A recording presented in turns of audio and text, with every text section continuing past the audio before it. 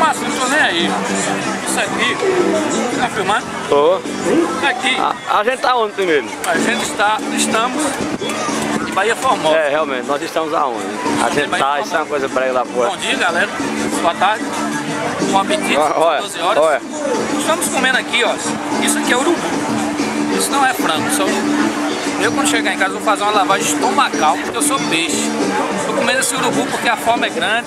Estamos pertinho do nosso destino final. Vamos ter que sair do litoral, infelizmente, porque a maré encheu, como vocês podem estar vendo aí.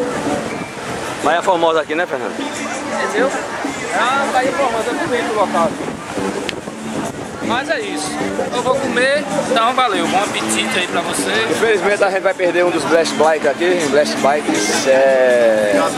Ele, infelizmente, ele não chegou à exaustão física dele, muscular. Eu limitei esse, já estava no modo tartaruga, não adianta continuar e atrasar a equipe. Eu fico por aqui, Por isso o carro de apoio está vindo pegar ele, nós estamos em Bahia Formosa, aqui umas 2 horas mais ou menos, esperamos que ele já esteja a bordo para ir nos buscar lá em Pipa. 112 km já pedalado, Isso, tá bom. tá bom.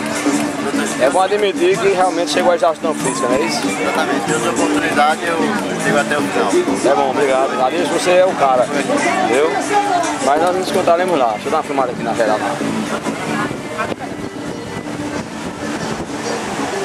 É bonito esse dia, mas não é essas coisas não. Acho que nós tem meio que da mão, acho.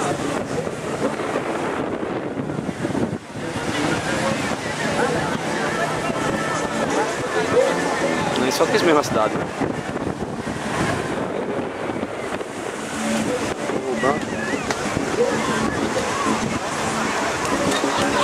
É isso.